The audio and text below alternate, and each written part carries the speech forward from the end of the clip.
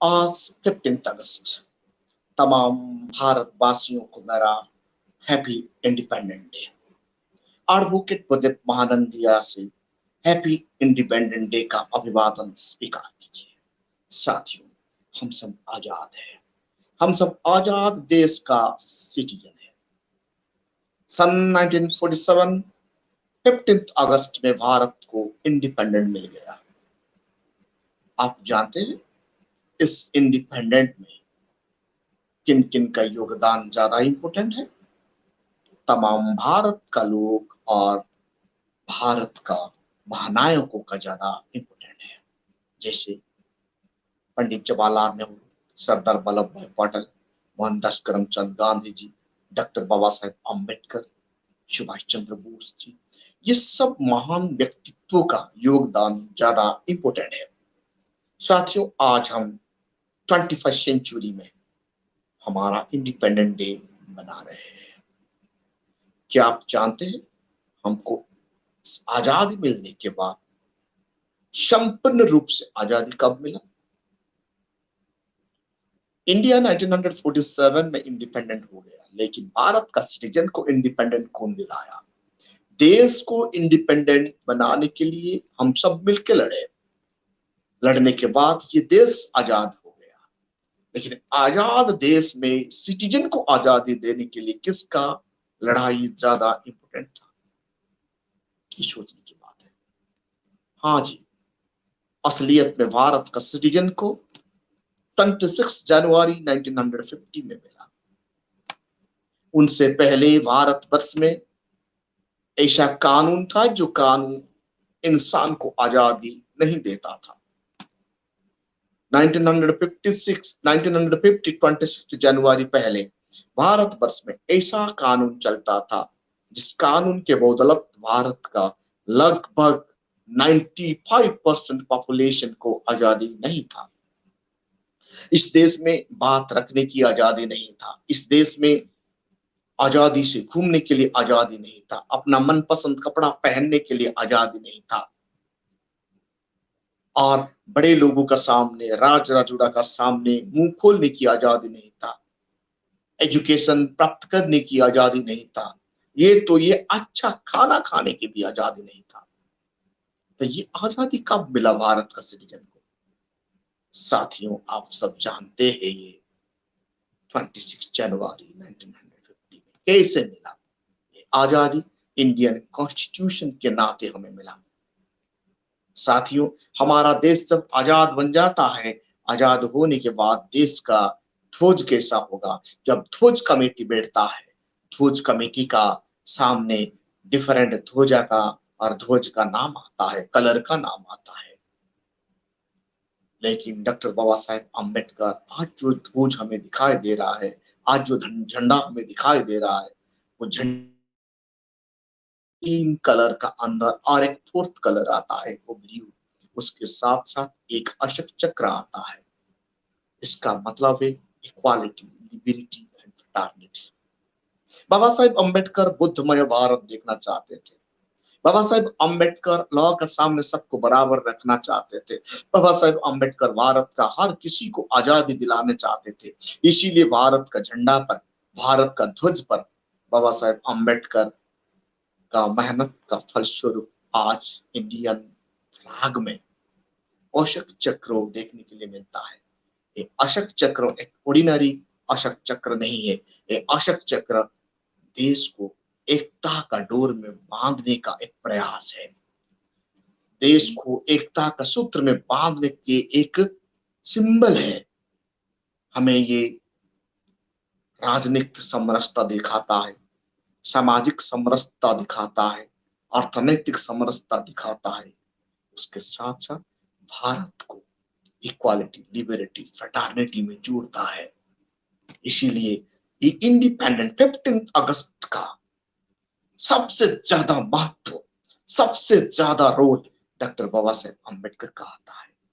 इनको कहते हैं बौद्धिक, मानसिक और नॉलेज का यूज करके देश को कैसे बचाए बाबा साहेब अम्बेडकर। शायद बाबा साहेब अम्बेडकर पैदा नहीं होते, भारत आजाद तो हो जाता, लेकिन भारत में रहने वाले लोग आजाद नहीं होते। भारत आजाद हो जाता, लेकिन यहाँ का लोग आजाद नहीं होते। कैसे?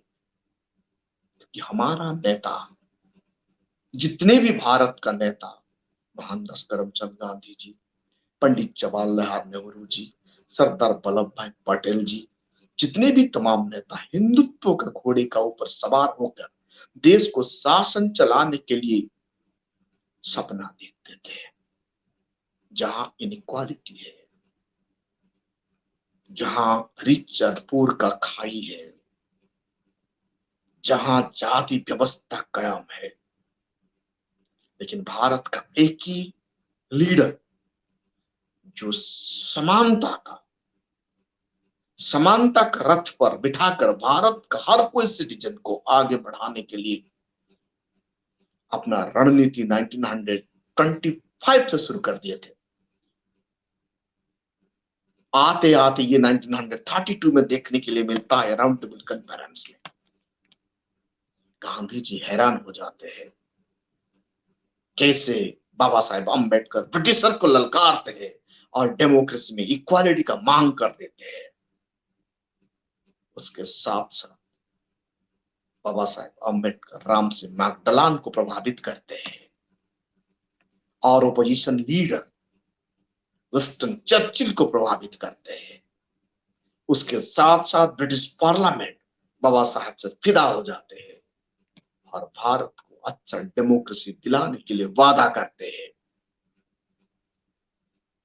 और आते आते 1946, 47, 15 अगस्त आते आते भारतवर्ष को डेमोक्रेसी राष्ट्र में कन्वर्ट करने का काम बाबा साहेब का हाथ में आ जाता है और कॉन्स्टिट्यूशनल असेंबली में बाबा साहेब अम्बेडकर इलेक्शन में जीत के जाते हैं और भारतवर्ष में आजादी, भारत को संभालते संभालते लोगों का आजादी के लिए अपना काम शुरू कर देते हैं। इसीलिए बाबा साहेब अम्बेडकर को 2 साल 11 महीना 18 दिन मेहनत करना पड़ता है।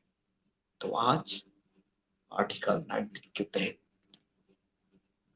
आजादी देश में लोगों को आजादी मिलता है। आर्टिकल 19 के तहत बाबा साहेब अम्बेडकर मेहनत करके आप लोगों को बोलने की आजादी देती है। भारत का तमाम सिटीजन को जिंदगी को जीने की आजादी देती है। भारत का तमाम सिटीजन को अपना मकान बनाकर खुशी में रहने की आजादी देती है। आर्टिकल 19 में बाबा साहेब अम्बेडकर अपना बिजनेस बनाने की देते हैं। आर्टिकल 19 में डॉक्टर बाबा साहेब अम्बेडकर अपना बात रखने की, अपना प्रेस मीडिया चलाने की, अपना यूट्यूब चलाने की, अपना टेलीविजन चलाने की, आपका रेडियो मैसेज चलाने की आजादी दे देते हैं। भारत का कहीं भी कहीं कुना भी घूमने के लिए आपको आजादी मिलता है। ऐसे ही आज 15 अगस्त में हम भारत का मसीहा डॉक्टर बाबा साहेब अम्बेडकर को याद करना चाहिए। अच्छा कपड़ा पहनने की आजादी, शिक्षा प्राप्त करने की आजादी, अच्छा जिंदगी बिताने की आजादी, एक ह्यूमन बीइंग को डिग्निटी के साथ जीने की आजादी हमारा देश का संविधान देता है। इसीलिए साथी, अब सब लोग इतने जानकारी रखना चाहिए। 15 अगस्त बनाते वक्त हमें ज्यादा किसका और कौन सा नेता हमें इतना आजादी आज भारत में दी है, तनिक हम आर्टिकल 19 को सब लोग पढ़ना होगा और बाबा साहेब अम्बेडकर के संविधान को जानना होगा। देश आजादी के लिए गांधी जी का योगदान कभी हम नकार नहीं सकते। देश आजादी के लिए सुभाष चंद्र बोस जी का योगदान हम नकार नहीं सकते। देश आजादी के लिए सरदार वल्लभ भाई पटेल जी का योगदान हम नकार नहीं सकते।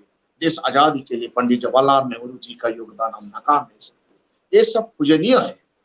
हम इन तमाम नेताओं को तेरे दिल से सैल्यूट करेंगे, सम्मान देंगे। इसके साथ साथ असलियत में आजादी कहाँ मिलता है? देश का आजादी 1947 में मिलता है और हम सब सिटीजन का आजादी 26 जनवरी 1950 में आर्टिकल 19 तहत इसीलिए आर्टिकल 19 को हम सब लोग को जानना बहुत जरूरी। साथियों, ये वीडियो को ज्यादा से ज्यादा लाइक कीजिए, कमेंट कीजिए और शेयर कीजिए। जाते जाते मैं आप सब लोगों को हार्दिक शुभकामना देता हूँ। Happy independence day. Thank you.